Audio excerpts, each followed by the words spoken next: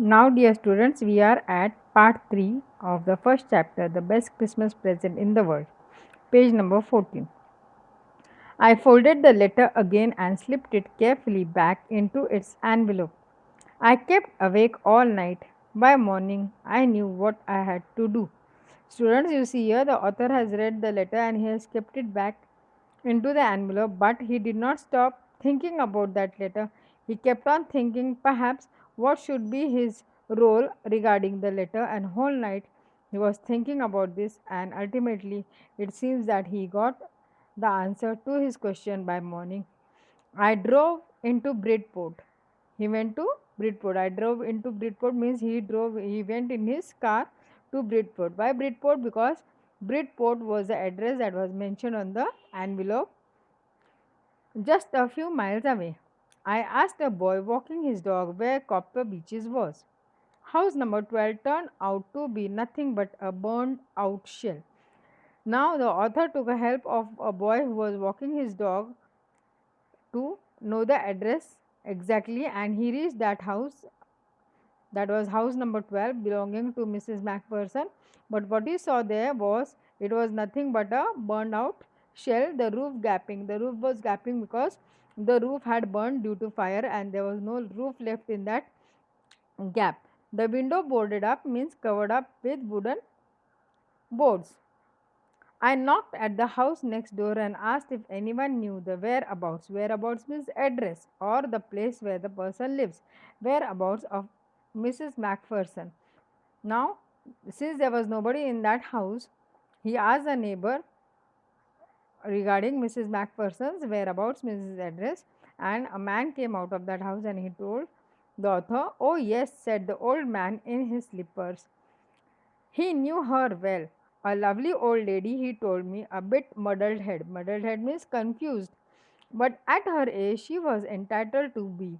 Wasn't she 101-year old? So here we know how old is Connie. Connie is 101-year old, and that is why the neighbor tells her that she was a lovely lady, but a little bit confused, maybe because of the age. She had been in the house when it caught fire. No one really knew how the fire had started, but it could well have been candles. Now, the old man told the author that Connie was in the house when the house was on fire, and nobody knew exactly what was the reason behind the fire, but people believed that it could be due to the candles. Why candles? Let's see further. She used candles rather than electricity because she always thought electricity was too expensive. Note it down, dear students. Electricity was too expensive for her. That means she could not afford electricity, maybe because Connie was financially weak at that time, and that's why she used to use candle. And people believe that she she had shaky hands, as you know that the handwriting on the letter was also shaky hands.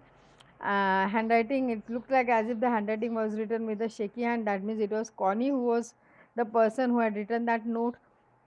So maybe because of her old age, she could not handle the candles properly, and could be that the candles might have fallen down, and the house might have got on fire. The fireman got her just out in time. She was in a nursing home now, he told me. Burlington House on the Dorchester Road on the other side of the town. The man told him that Connie was saved by the fireman in time, but then she was taken to the nursing home, and presently at that time when the author was there, he told her that Mrs. Macpherson was in the hospital. So here come here students, let's see the comprehension check. Why did the author go to Bridport? Obviously he went to Bridport because that was the address where Mrs. Macpherson lived, and maybe he went there to give the tin box containing the letter for Mrs. Connie from Jim. How old was Mrs. Macpherson now? That's right, 101-year old. What where was she? She was in a nursing home. I found Burlington House nursing home easily enough. There were paper chains up in the hallway, and a lighted Christmas tree stood in the corner with a lopsided angel on top. Lopsided means bending on one side. So when the author reached the hospital or the nursing home, he saw that it was decorated for Christmas. There was a Christmas tree in the corner, with a lopsided angel on top. I said I was a friend come to visit Mrs. Macpherson to bring her a Christmas present. I could see through into the dining room where everyone was wearing a paper hat and singing. The author introduced himself as a visitor to Mrs. Macpherson with the relationship of a friend. He told her that maybe the matron or the authority of the hospital that he was Mrs. Macpherson's friend and he had been there to give her a Christmas present. And he could see people in the dining room wearing paper hat and singing. The matron means the head nurse. The matron had a hat on too. On to me, she was wearing a hat also and seemed happy enough to see me. She even offered me a mince pie. Mince pie is a sweet dish. She walked me along the corridor. Mrs. Macpherson is not in with the others, she told me. The matron told him that Mrs. Macpherson was not with them. She is rather confused today, so we thought it best if she had a good rest. The matron told the author, as the old man also had told, that Mrs. Macpherson was in a confused state of mind that day and it was better for her to rest, so she was not with them. She has no family, you know. No one visits, so I am sure she'll be only too pleased to see you. So the matron told the author that Connie was a lonely person with nobody to visit her, and she was sure that if she saw the author who had come to meet her, she would be very, very happy. She took me to a conservatory. Conservatory is a room made up of wall glasses, wall made up of glasses. Such a room is called conservatory with wicker chairs and potted plants all around and left me. What was placed in those conservatory? Wicker chairs and potted plants. The old lady was sitting in a wheelchair, her hands folded in her lap. She had silver white hair pinned into a wispy bun. She was gazing out at the garden. Hello, I said. She turned and looked up at me vacantly. Happy Christmas, Connie. I went on. I found this. I think it's yours. As I was speaking, her eyes never left my face. I opened the tin box and gave it to her. That was the moment her eyes lit up with recognition and her face became suffused with a sudden glow of happiness. I explained about the desk, about how I had found it, but I don't think she was listening. So, here, dear students, we see that the author saw Connie sitting on a wheelchair gazing out at the garden. Gazing means looking continuously at one spot without moving the eyes. The author went and greeted her with hello, but Connie looked at him vacantly, means without any kind of expression, neither happiness, neither surprised, neither upset nor doubtful, nothing at all. Then the author said, Happy Christmas, Connie, by say instead of saying Mrs. Macpherson, because he knew very well that Connie needed nothing but affection from someone very dear and near to her. The author told her the reason why he had come there, but it seemed that she did not hear a word at all and was lost in gazing at the author's face as if she was trying to identify him.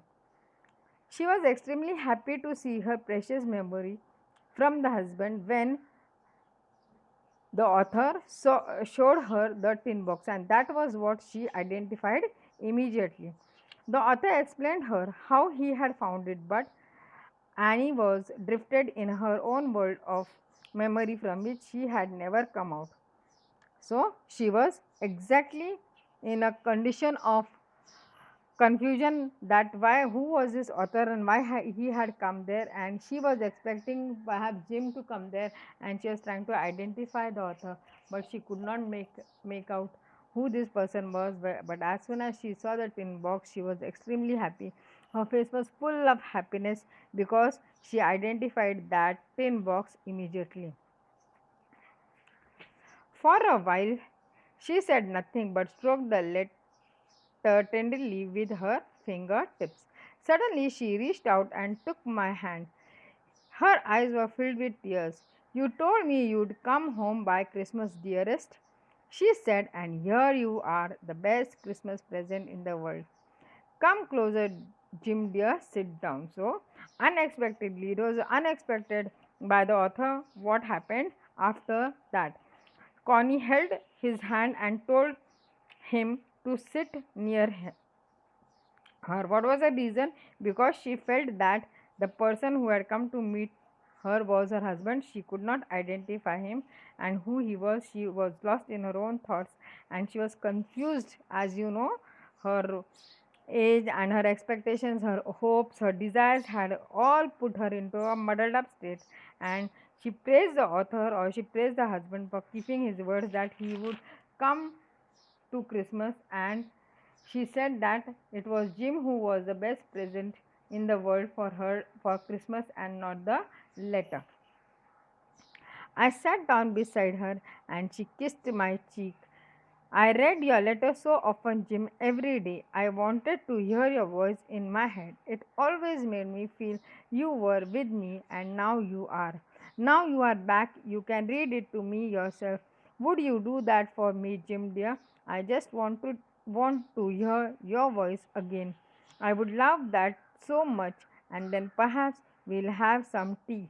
I have made you a nice Christmas cake, marzipan, uh, all around. I know how much you love marzipan. Dear students, when the author sat near her, she told him how often she read his letter to feel that Jim was near her, to feel that his voice was heard in her head while reading the letter, and now that Jim was there, she wanted to hear the words in the letter in his own voice, as if she wanted to confirm that Jim was really near her.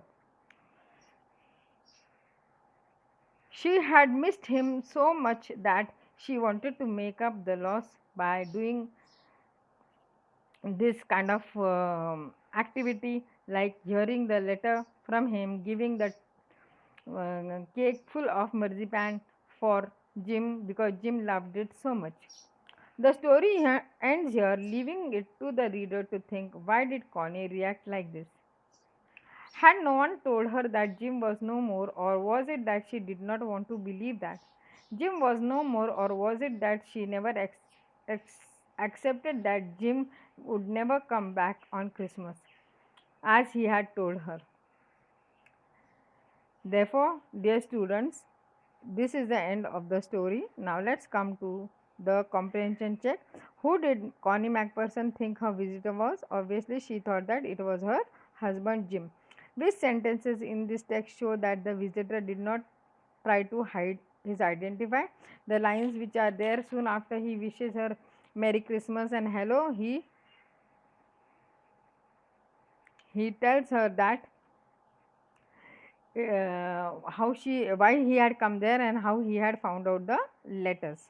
Now, dear students, this is the assignment for you.